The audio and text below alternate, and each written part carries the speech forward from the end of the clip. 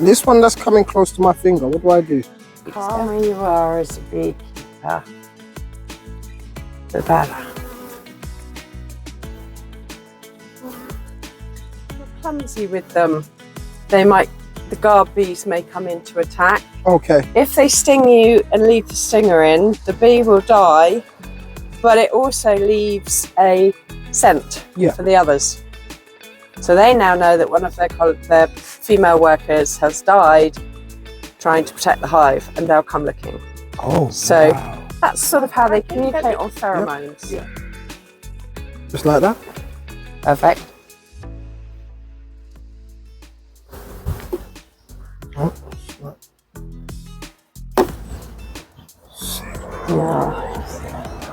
right, so there's your hive tool.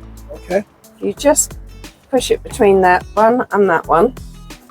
You'll just release. What bees do is they collect something called, pop it in between there and then just sort of break them apart. That's it.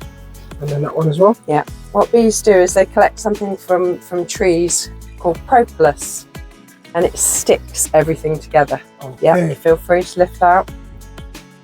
This one's heavy. Oh my, wowzy. And that propolis is a glue, antibacterial. Yeah. It's just got so many great properties. Me. Oh, wow. This honey here they're still putting in, it's not got the right moisture temperature. Yeah. It needs to be 18% or less, and they'll know to cap it over. Okay. So if I harvested that now, there's a chance that that might ferment in the jar. Okay. It needs to be right. What do you mean? It's calming, isn't it? Take that last one out. I think it's stuck to the queen excluder below. So just give it a gentle pull.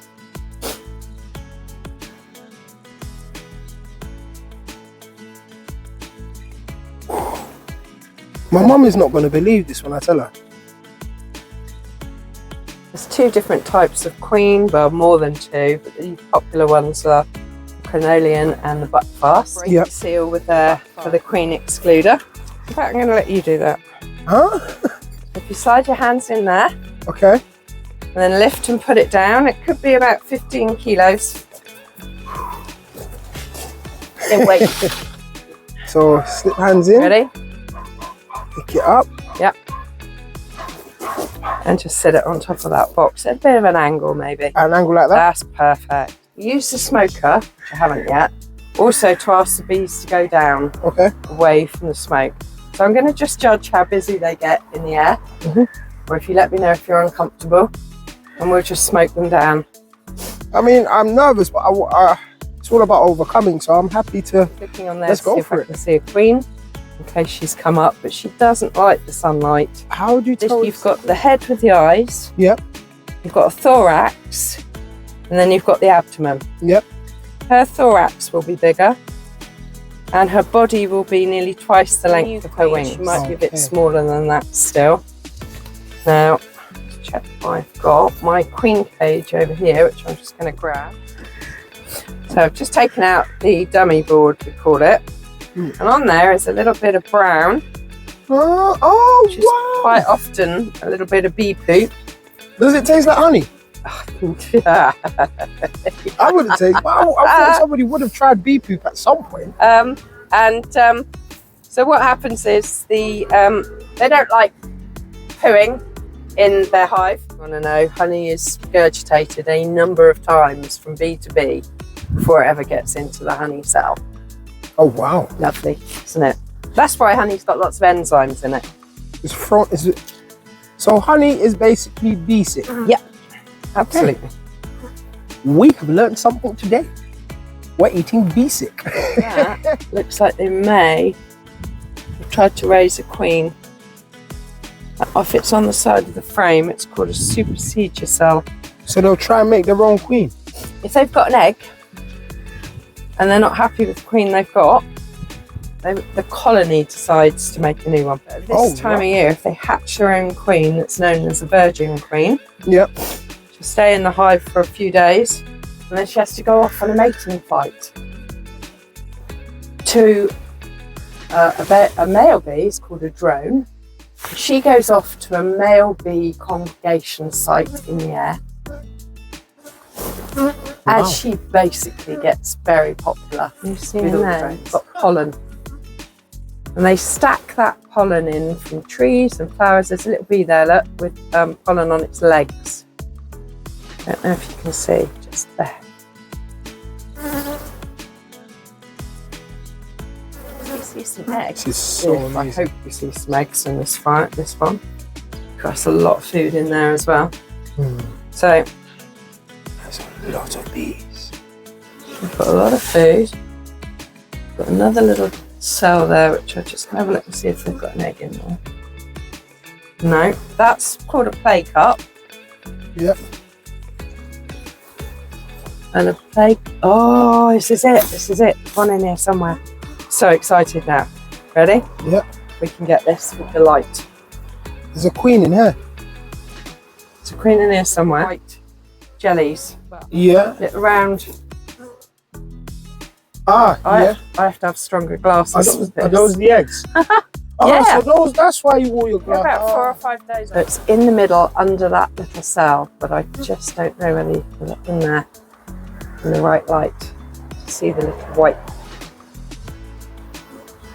They're curled. They start as a little grain of rice. Yeah. Dropped at the bottom of the cell, and after about 3 days, it falls over and starts to turn into little larvae, and they feed it jelly and food. Now, if they've decided that one of them's going to be a queen, they'll keep making her dome bigger and bigger, and they'll feed her royal jelly, which is where the term royal jelly. I've definitely got a queen, and she's definitely laying. So I could almost just shut that up. More than happy to say that I'm going to now leave. Oh, what are they doing? Are they fighting? Yep. They're fighting? Yeah, if another bee lands, in fact, that's a slightly shiny bee, so they're just trying to kick it out. Oh, so that's not part. Oh, they're actually scrapping. Yeah, I'd say it's not one of theirs. Oh my days, it's fully fighting. And one will sting the other. Or they'll try and drag them away or fly off with them. Okay. Ah! No, you're okay. Sorry. Back my face. And slowly. So I've just seen the queen. Oh. And she's not marked. And it makes it so much easier if you can mark the queen. Whoops, it's quite a lot. Green is this year's colour. There's a special system for marking queens. Yep. And I've just seen her down on this one. There, is that her? Yes, perfect. I found the queen. I found the queen. I found the queen. There she is. She is massive. Put a little bit of a splodge on her. Where's she going? Not going to hurt her.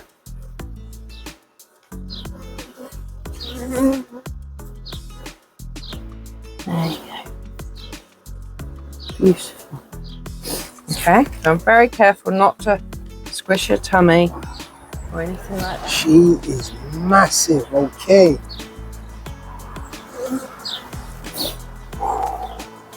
And so for me, I've seen eggs, I've seen babies, they're still scrapping. They are still going at it. Yeah.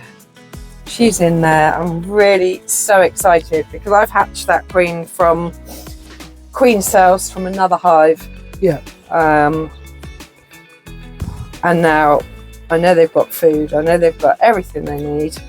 So I don't need to disturb them now for at least 7 days, or if not longer this time of year.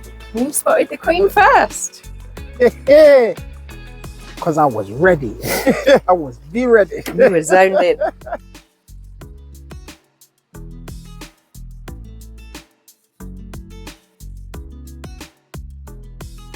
I may have screamed, but this was not as bad as I thought it was. It was, in all honesty, this was such a cool experience. One that I am so happy that I was able to live through. I was able to go through. This is why I do what I do. because I'm at an age where I'm getting older and soon I may not be here. And the last thing I want to do is know that I've missed out on such cool things of life. I don't want to know that I've just gone here and gone there. I can now say with a smile on my face, I handled these. I was able to observe the queen. I even saw a bee fight. Ooh, that is... I'm Preacher the Storyteller, and today I was a beekeeper. It was exciting, it was fun, quite terrifying, but a wonderful experience. So I look forward to overcoming more fears and experiencing new things. Sandra, thank you so much for having me. Bring it in for a hug. Thanks so much. And everybody at home, I'll see you again soon. Bye.